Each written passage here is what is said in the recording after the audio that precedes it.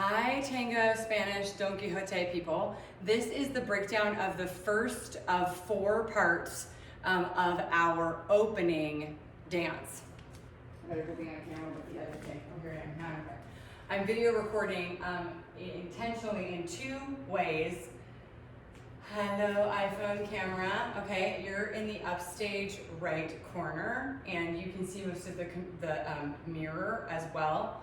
So that's helpful. And then I have the Mac up here, downstage center, and it's pointed at me. It won't get all of me because it needs to be like halfway in the dojo if I could get it back far enough. But it'll give you that straight on, not from a selfie camera shot.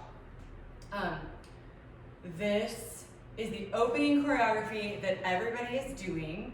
Some of you are doing a solo, and some of you have elected not to do a Spanish solo, but everybody's learning this part. And then I'm gonna make a compilation video of the 7 of you dancing this 2-minute piece. So we'll see a little bit of each one of you, and probably if there's a point at which you're all really together, videographically speaking, then we will like tile you so that you're all on the screen at the same time. Which should be pretty straightforward because this is ballet music. We went with the second musical choice that I shared with you, which is called The Entrance of Kitri, or on the Studio iPod, it's called The Arrival of Kitri. I will start building an iTunes playlist of all of your music so that then you can pull it up in bar notes and adjust the tempo, because all of you need that for your personal work as well. But if you are working, like Maddie's gonna be here later today, Mare's coming tomorrow, people come Friday. Oh, Joseph comes Friday, Lily comes Saturday, and it probably won't, the playlist and stuff won't be in place until Monday. So if you need this music, you need to go into the Bar Notes app and search Don Quixote, and then choose the one, it's number 7, The Arrival of Kitri, and then you can adjust the tempo. I'm not gonna dance it full out, so I probably won't have to adjust the tempo, but if I were, I would adjust the tempo down, probably 4%, maybe even 6%. Okay, so we are gonna start in the upper left-hand corner, in the upstage left corner, and you start in croisé, so you have your left foot in front, and when you get here, you do a big susu, like I am here. You are in susu, and then you step down, and you développé releve up with the left leg. So there you are, down, up, step through, and then your right foot chassés, step left, and then you saut de chat with the right leg leading open to the audience, saut de chat, step through, little skip. Then you waltz right and left, and then you do what is like a little bolero turn, but basically is like a lame duck. Step down, a little up here, and around. And now you're in croisé. I'm gonna move back here, the mat can't see me. Then you're in croisé in the downstage, or the upstage right corner. And then you bring that around. Now that is the one that needs to kick up in this direction. And so you can do that by one of 2 ways. You can see some dancers doing this part are just taking an extra step, coming around. I don't feel like there's enough music for that, so I'm just going hi-ya, all in one step. But I'll leave that up to you, but it should be then we're repeating it. We're gonna do that 3 times.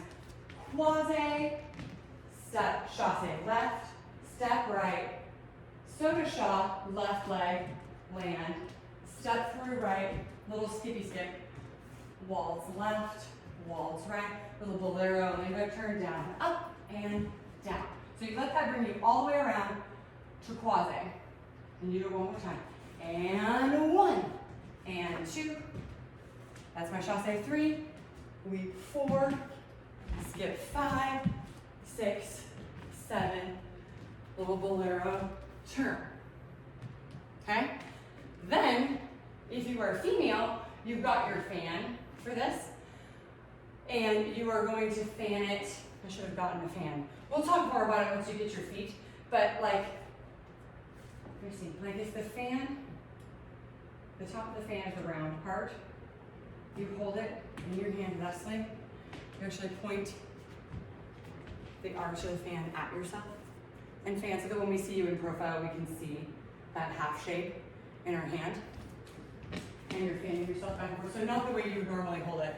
Normally we'd hold it the other way from making a shape.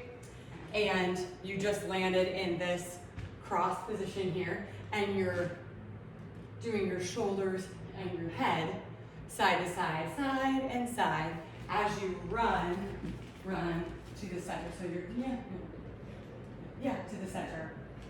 2 or 3 times with the shoulder and fanning yourself. You come here, and then this is an awesome leg. So you're running, awesome leg. And then you lame duck, and that's a nice, big, gigantic, juicy one. Down, up, and shane, step through croisé. Woo. And you furl out your fan. Again, right there.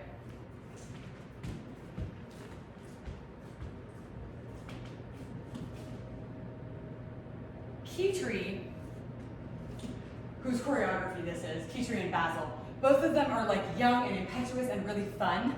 And so they often, where we would say that legalistically maybe their arms are in third, they often are not actually in third, they're sort of tossed up, just in general. And so that is okay to do.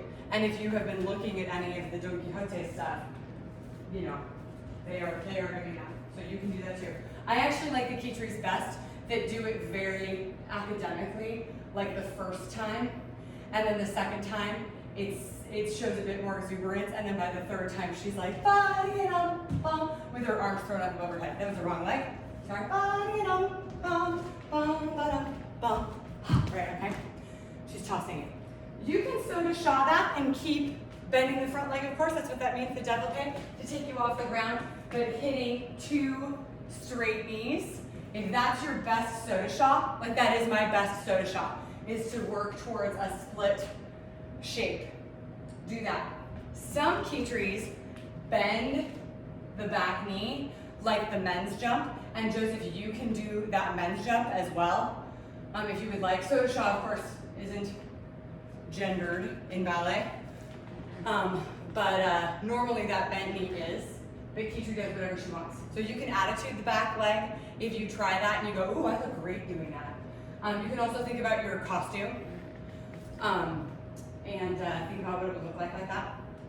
And if you bend the back knee, you may also cambre behind it, onto it, but make sure that you keep your head between your biceps. I don't want you to cambre with your head hanging back like that, okay? You can also, no, I'm gonna take that back. I was gonna give you the lower leg higher in the back diagonal leap, but you really can't soda shaw into that one. It's gotta be a brush. Or more likely, like 2 feet, boom. So we'll do that later. We are gonna do that later. Okay, so let's do it with music. Oh, and it just broke up with me. So here we go. Coming back over here.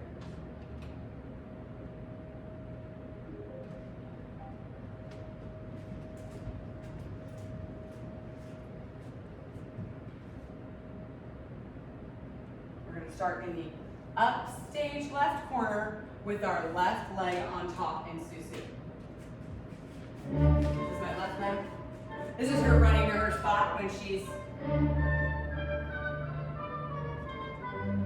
Here you go, step down, left foot, chassé, leap, step, balance, bolero down, and up, chassé, leap, left, skip, waltz, step, bolero, sorry, whoops, chassé, leap, skip, waltz step, bolero, down, fan yourself. Awesome leg. I'm gonna be a little late. Johnny. Ha. Oh, ha. Upstage again. Okay, let's do that one more time. We're gonna step in.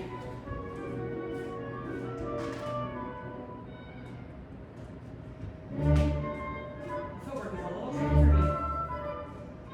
So, croisé. Left leg on top. Your Korean Susu. Step down, kick left foot, chasse, right leg leaps, skip, balance.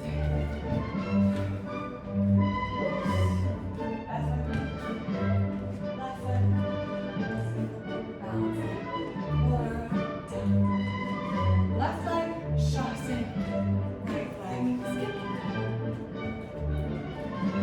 Bolero. Fan yourself. Awesome leg.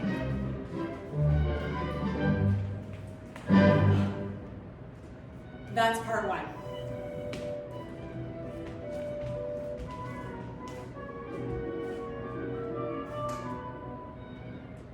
Now, I will send you a video. This is straight Kitri. This is original Don Quixote. So there are lots of videos of this choreography, and it's more valuable for you to watch a professional do it than to watch me do it. But if you're not somebody who gets choreography from a video very well, that's me, then I think some of you are going to need the breakdown. So the breakdown is that you start in quasi, and that's my left leg, and then you step down and step up, left, and chasse right, step left, soda shaw with the right leg, and that's where I keep goofing up. You land and skip that one. Then waltz left. Nope, that can't be what happens. Step, leap, step, skip. Waltz left, that's still the wrong way. Waltz right. Do you see what my problem that I'm having? Now I'm open. I bet that is right, kids, because then you see how this is a lot less difficult now, because now I can go and up, which is a lot more natural. Okay. Boy, aren't you glad you joined me for this? Okay. Quasi from the corner is correct. You do have to step down and step up. Chasse right, step over left, soda shaw right, step, step, skip, which then makes you go waltz right, waltz left. Oh no, now I'm back here. Bolero, land down. Oh, I think I maybe am just turning you too far. Bolero and down. Oh my gosh, girls, boys, kids. I thought I had this all rehearsed. This is supposed to be my finished product, this video. All right, one more time. Oh, that wasn't quasi that I started in, that's all. Whew! Quasi, step down, step up, left, left chasse, right leg, step, skip, waltz right, waltz left, bolero, and down, and whoop, and right, step, chasse, step, leap, skip, balance, bolero. And that second way. You kids who are in advanced ballet, tell me how I'm doing that wrong. That second way is the way. We want to end up with, on this side, we want to end our bolero with the left leg and back, and over there we want the right, so that we can then go and up and be in quasi, step, chasse, step, leap, step, skip, balance, bolero. There's my right foot. Okay, so in my initial instructions, I was having you turn the bolero an extra quarter turn so that you were facing the wings, but you need to finish facing back towards the midline of the stage. Okay, so that was my third time. Then I'm here. I just tried to pas de polka, but it's just a run. 1, 2, 3, ensemble. That's also quasi. And lame duck, chaîné, and step. Ha. When the men do this dance, because they do this exact choreography, they have a tambourine. Joseph, if you would like a tambourine, I would be all on board with that. I would love to have you do a video with your tambourine. They do not smack the tambourine, at least this far. They are just holding it and like brandishing it, which is sometimes the best kind of tambourine. When you hold it, it's awesome, but sometimes you feel if you're hitting the tambourine with your foot in Esmeralda, you feel awesome, everyone feels awesome. But sometimes when you're asked to like just smack it with your hands, I don't know, I feel like I'm a 6-year-old in music class, a little bit sometimes. But holding it, haha, is quite delightful. Okay, so that is part 1 of your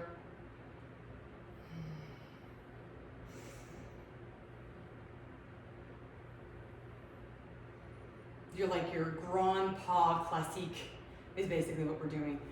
In the ballet called Paquita, there were too many famous ballerinas involved in the revival of that ballet, not the original production of it, but in the revival, which is the one that when people do Paquita today, they're doing the choreography from the revival. And the revival had many famous ballerinas involved with it, and all of them wanted to be the star, wanted to be Paquita, or wanted to have more dancing time. They actually don't care if they're the title star. They just want to have more dancing time. And so there is this piece in the end of Paquita, which is often the only thing that anybody does from Paquita, and it's called the Grand Pas Classique. And it has an adagio at the beginning, and then it has, it's like a group dance, and then it has many variations. I think there are 6, like instead of 2, 1 man and 1 woman, there are 6 women. Because that's how many ballerinas were like, I want the same amount of stage time as her. And then there's a coda where they all come out and dance and try and outdo one another.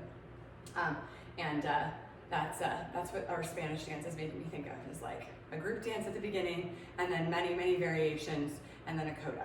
So here is the first of 4 parts to your Spanish Grand Pas Classique. And I'm gonna stop there today. Oh, I think the remote's in my pocket. You think I just used that, right? Now I'm standing here in front of you using the remote. Ready?